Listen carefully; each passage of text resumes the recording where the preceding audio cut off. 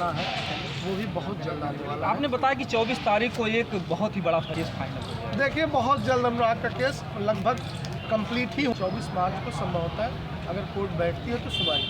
दोस्तों नमस्कार, हमारी मौजूदगी इस समय जौनपुर इस कलेक्ट्रेट में है, कोर्ट में, जहां पर आप लोग जानते हैं कि 4 महीने से प्लस हो गए, यानी 28 तारीख को 5 महीने पूरे हो जाएंगे अनुराग हत्याकांड को। माँ के सामने ही उस बच्चे का जो ताइक्वांडो खिलाड़ी था गला उतार दिया जाता है और उनके पिताजी जो है बराबर इस कोर्ट का चक्कर लगा रहे हैं। और बहुत अच्छी चीज़ ये है कि हमारे देशवासियों को अब भी इंतजार है कि आखिर में कब अनुराग को न्याय मिलेगा। और हर तारीख को, जो 19 तारीख का डेट पड़ा था, इंतजार करते हैं लोग चैनल के माध्यम से देखने का, देश विदेश से भी लोग देखते हैं कि अनुराग। और हमारे बीच में जो है वकील साहब हैं, हम इनसे थोड़ा जानने का प्रयास करेंगे कि आज जो है क्या हुआ। सबसे पहले आपका स्वागत है, अपना परिचय। जी नमस्कार, मैं एडवोकेट शैलेंद्र यादव, कलेक्ट्रेट कचहरी जौनपुर। तो ये अनुराग केस में आज क्या था? जी अनुराग केस आज लगा हुआ था, लेकिन तहसीलदार महोदय आवश्यक कार्य से क्षेत्र में होने के कारण पत्रावली आज सुनवाई नहीं हो पाई है, तो उसमें एक नई डेट 24 मार्च की लग गई है और 24 मार्च को संभव होता है, अगर कोर्ट बैठती है तो सुनवाई। तो उसमें मतलब व्यवधान है, आ जाते हैं बराबर, ऐसे ऐसे करते करते 5 महीने हो गए। इसमें क्या कुछ लग रहा है कि कितने दिनों में ये अनुराग का जो केस फाइनल हो जाए? देखिए, बहुत जल्द अनुराग का केस लगभग कंप्लीट ही होने वाला है, क्योंकि पत्रावली जिरह के स्टेज पे है और जिरह चल भी रही है, लेकिन अब शेष जिरह जो होनी है वो 24 तारीख को हम लोग किसी भी तरीके से, अगर तहसीलदार साहब बैठ जाते हैं, कोर्ट बैठती है, तो हम लोग निवेदन करके उस दिन जिरह को समाप्त करा के अगली प्रोसीडिंग में लगवा देंगे। अब संभवतः अनुराग के प्रकरण में जल्द ही सुनवाई पूरी हो जाएगी और जो एक ऐतिहासिक फैसला तहसीलदार कोर्ट से आना है वो भी बहुत जल्द आने वाला है। आपने बताया कि 24 तारीख को एक बहुत ही बड़ा फैसला होगा।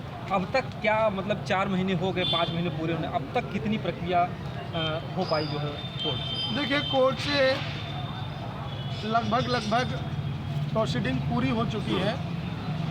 जिसका मकान है उस ज़मीन में, उसी का शायद जिरह चल रहा हुआ है और उसी जिरह में पत्रावली अभी लगी हुई है, क्योंकि कोर्ट कभी भी किसी को भी डिस्पोजेस करने से पहले उसको समुचित अवसर सुनवाई का प्रदान करती है। और कोर्ट का तरीका भी है, हमारे संविधान में है कि किसी भी व्यक्ति को आप पर्याप्त सुनवाई का अवसर प्रदान करें।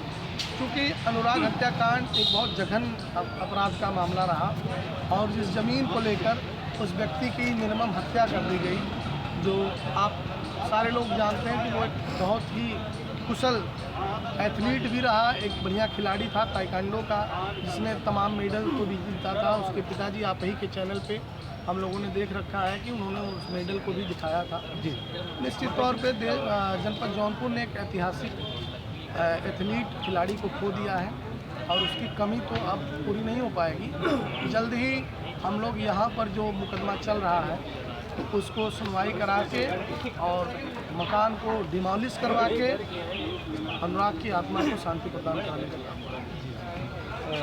बीच में आपने देखा कि प्रधान जी भी थे, इस मामले को बराबर देख रहे थे, उनको भी जेल हो जाती है और इसके बाद उनके पिताजी काफ़ी आहत हो जाते हैं। उनसे मुलाकात की आपकी कुछ बातचीत हुई?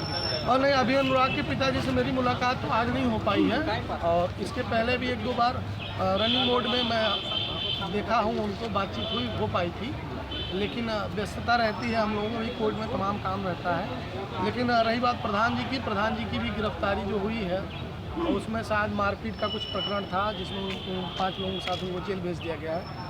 प्रधान जी के रहते वक्त अनुराग के पिताजी को एक साहस रहता था कि एक भाई व्यक्ति उनके साथ खुलकर अनुराग का समर्थन करता था। अब उनको जेल जाने से अनुराग के पिताजी अकेले हैं, लेकिन मैं आपके चैनल के माध्यम से ये आश्वस्त कर देना चाहता हूँ कि अनुराग के पिताजी बिल्कुल ना घबराएं। अनुराग के पिताजी को न्याय मिलेगा। अनुराग की आत्मा जो अभी भी इस तरह से परेशान होगी कि जिस ज़मीन को लेकर हमारी हत्या हो गई, अभी भी उस ज़मीन पर वो लोग, वहाँ पर उनका मकान खड़ा हुआ है, वो जल्द ही धराशायी होगा और इसको तहसीलदार महोदय जल्द ही सुनवाई करेंगे और सुनवाई करने के बाद हम लोग उनसे निवेदन करेंगे कि इसको डे बाई डे लगाकर जल्द से जल्द डिस्पोज कर दिया जाए। आप लोग भी चाह रहे हैं कि जल्द से जल्द हो जाए और जो मतलब ऐसा आपने भी देखा जौनपुर में कि अनुराग के बाद भी जो है राजेश यादव का गला काट लिया गया, उसके बाद भी कम से कम 10 से 15 मर्डर हो जाते हैं। तो ऐसे मतलब कैसे जो है मतलब 4 महीने 5 महीने अनुराग को न्याय नहीं मिला, तो कैसे आम व्यक्ति को न्याय मिल पाएगा? देखिए, हत्या होना, ये अपराध घटना कारित होना, तो ये तो प्रशासन की लापरवाही है, प्रशासन का फेलियर है कि प्रशासन मुस्तैद नहीं है। हत्यारे खुलेआम घूम रहे हैं। हर व्यक्ति, आप भी मीडिया से हैं, आपको भी ये महसूस होता होगा कि सुबह निकले हैं, शाम को घर पहुँचेंगे सुरक्षित जी बिल्कुल नहीं। बिल्कुल। जौनपुर में ही आपके जो है एक आशुतोष जी थे, उनको जो है बीच चौराहे पर गोली मार दिया जाता है अभी कुछ दिन पहले। तो हम लोग भी वास्तव में अगर देखा जाए तो गाड़ी से चलते हैं तो ये पता नहीं चलता किधर से कब गोली आ गई। निश्चित तौर पे, और ये दुखद भी है। सरकार का फेलियर है, प्रशासन का फेलियर है।